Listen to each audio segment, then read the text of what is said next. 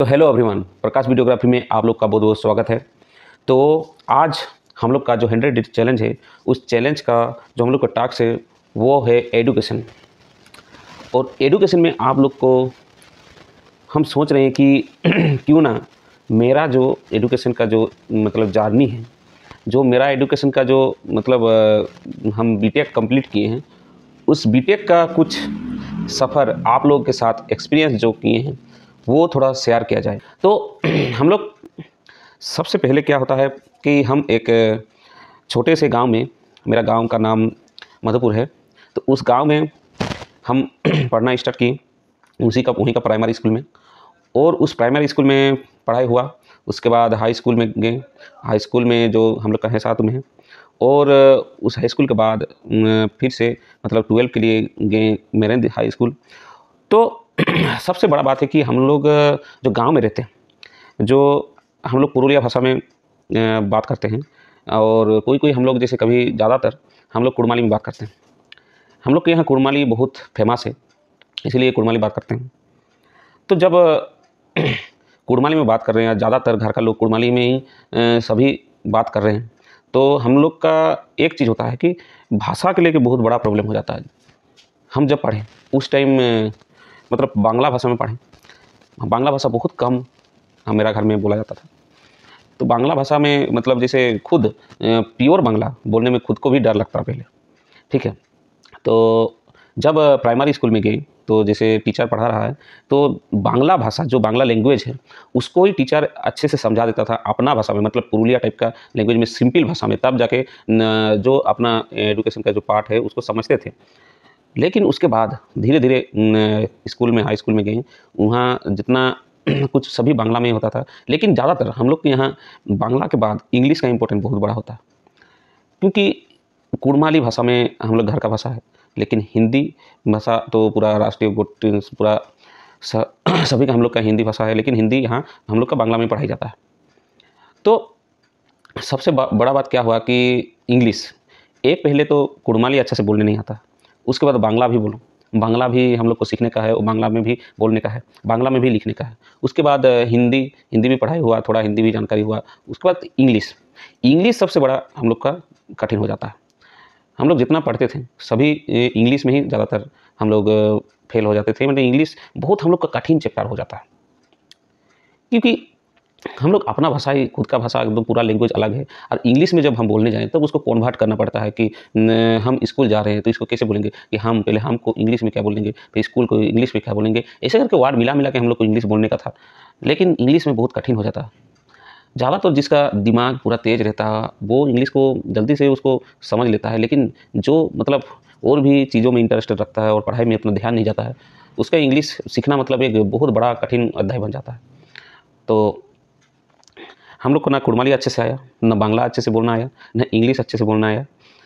तो उसके बाद जब हम हाई स्कूल छोड़ के कॉलेज में गए, कॉलेज में जब गए, कॉलेज हम कोलकाता से पास किए थे, कॉलेज में गए, उस कॉलेज में प्योर बांग्ला चलता था। प्योर बांग्ला में वहाँ बातचीत होता था, सभी के साथ बांग्ला में बातचीत होता है। तो वहाँ आजकल का ट्रेडिशन ज़्यादा चलता है कि कोई कोई इंग्लिश भी बहुत मतलब इंग्लिश में भी बहुत ज़्यादातर वर्ड इंग्लिश में ही होता है। तो थोड़ा तो बात समझ आती थी, क्योंकि हाई स्कूल में उसके बाद कॉलेज गए हैं और साइंस लिए थे, इसलिए थोड़ा इंग्लिश का भी कल्चर थोड़ा थोड़ा था, लेकिन डायरेक्टली क्लियरली नहीं बोल पाते थे। इंजीनियरिंग तो धीरे धीरे शुरू का साल निकल गया, उसके बाद सेकेंड साल निकल गया, थर्ड साल निकल गया डिप्लोमा में। उस जब हम लोग धीरे धीरे बांग्ला में सभी के साथ रोज़ बातचीत करने लगे, उस टाइम प्योर बांग्ला धीरे धीरे बोलना आ रहा, नहीं तो पूरा पुरुलिया भाषा में बात करते थे, और सभी थोड़ा हंस देता था कि ये प्योर बांग्ला नहीं बोल रहा है, कैसा एक लैंग्वेज बोल रहा है। लेकिन धीरे धीरे बात करते करते, एक दूसरे के साथ इंटरेक्ट करते करते, रोज़ वहाँ तो दूसरा और पुरुलिया भाषा और अपना कुड़माली भाषा तो कोई बोलता नहीं था। इसीलिए धीरे धीरे इंग्लिश मतलब इंग्लिश भी धीरे धीरे जानने लगे, इंग्लिश का मतलब क्या होता है, और एक दूसरे के साथ कॉन्टैक्ट मतलब बातचीत होते होते इंग्लिश भी और बांग्ला भी जानने लगे। और हिंदी तो हम लोग का राष्ट्रीय भाषा है, इंग्लिश हिंदी हम लोग धीरे धीरे हिंदी भी वहाँ बहुत कोई एडमिशन होता है, लेकिन हिंदी में भी बात करता है।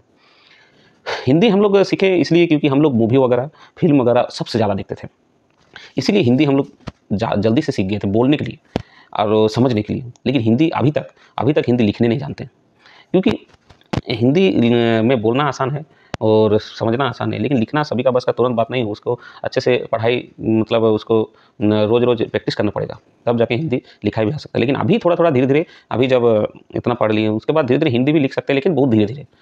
तो सबसे बड़ा बात हुआ, हम जो टॉपिक में बात करना चाह रहे हैं कि हम लोग का लैंग्वेज में बहुत ज़्यादा हम लोग का प्रॉब्लम होता है कहीं भी, क्योंकि गांव से एक दूसरा लैंग्वेज में उठ के वहाँ जाके दूसरा लैंग्वेज में कन्वर्ट करना पड़ता है। बांग्ला को बोलो एक बार समझ के, इंग्लिश को बोलो एक बार समझ के, हिंदी को बोलो एक बार समझ के।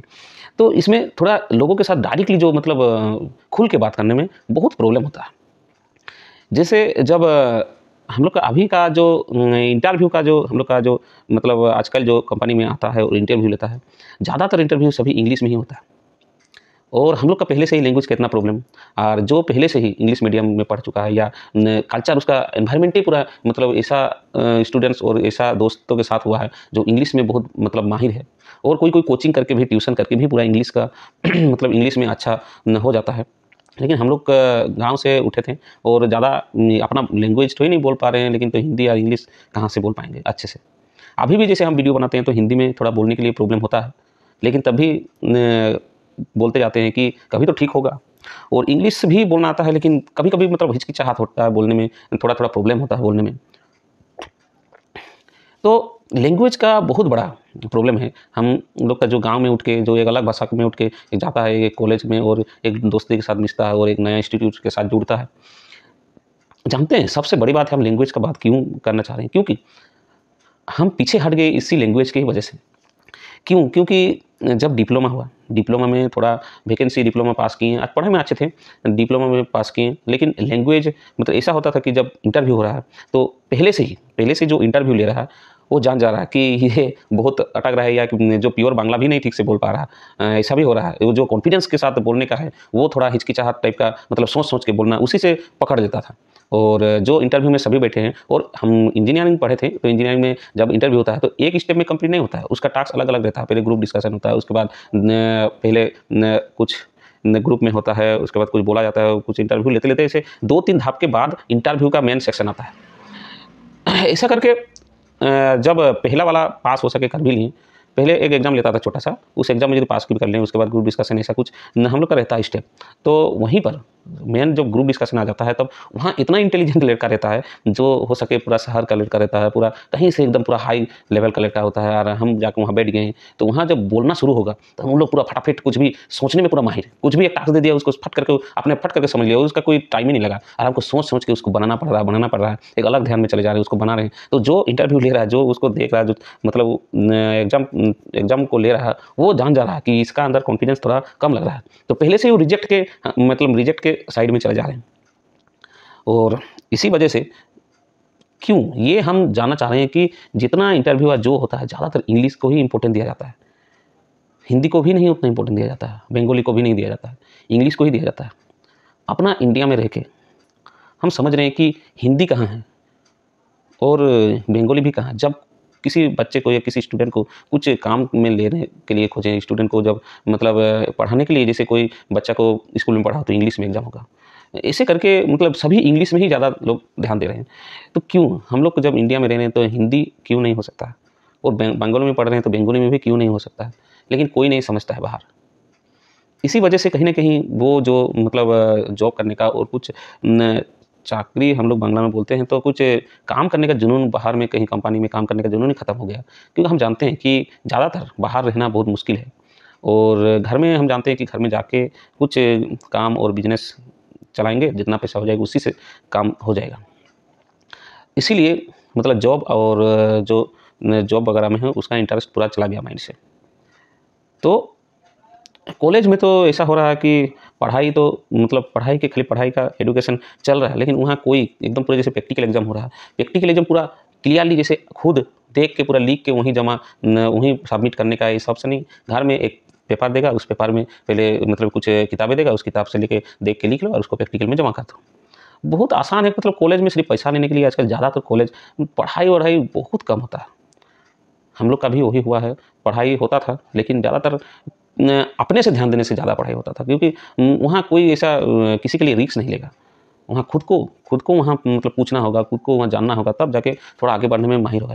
लेकिन क्या होता है ना, जब हम लोग एक अलग सोचते हैं, आज जाते हैं उस इंस्टीट्यूट और वहाँ, तो वहाँ जब दोस्तों के साथ मिलते हैं, सभी दोस्त कोई नशा करता है, कोई गर्लफ्रेंड के चक्कर में रहता है, कोई गेम खेलता है, तो ऐसे-ऐसे करके सभी अलग-अलग चीज़ में बिज़ी है। और ऐसा लगता है कि हम भी क्यों एनी टाइम पढ़ाई में रहें, हम भी थोड़ा मौज मस्ती कर सकते हैं। और ज़्यादातर सभी हो सके 100 में 1 लड़का होगा जो सिर्फ पढ़ाई को चुन रहा है, और ज़्यादातर लड़का सभी अपना-अपना एन्जॉयमेंट कर रहे हैं और कटा रहे हैं दिन। कॉलेज जा रहे हैं, आके सो जा रहे हैं और दिन कटा गए हैं। ऐसे ही करके तो इस माइंड में अपने आप आ जा रहा था कि हम भी थोड़ा उन लोगों से मौज मस्ती करें। ऐसे ही करके कॉलेज लाइफ़ इतना जल्दी ख़त्म हो जाता है कि कुछ समझ में भी नहीं आ जाता है और पार हो जाता है कॉलेज लाइफ़। तो आज का जितना एक्सपीरियंस इस एजुकेशन का जर्नी में हम बोलें, आप लोग को कैसा लगा? इसको कमेंट में ज़रूर बोलिएगा। और इस 100 डे चैलेंज का हम लोग का सबसे मेन रीज़न है, कुछ करते जाओ और अपना पहचान बनाते जाओ। अभी सोशल मीडिया में सभी लगे हैं, कुछ करते रहने से ही धीरे-धीरे दिमाग में आएगा क्या अच्छा करना है, क्या और कुछ कर सकेंगे। नहीं करने से ज़्यादातर बड़ा-बड़ा सोच आएगी, लेकिन करने में बहुत कठिन हो जाता है। करते रहने से कुछ ना कुछ हो जाता है, आराम से कर पाते हैं। इसीलिए इस बार जारी रखे हैं इस 100 डे चैलेंज के द्वारा। तो आज का जो टास्क है एजुकेशन का, हम कुछ एक्सपीरियंस शेयर करके ख़त्म कर रहे हैं। तो चलिए आज का वीडियो यहीं तक ख़त्म करते हैं। टाटा, बाय बाय, जय हिंद।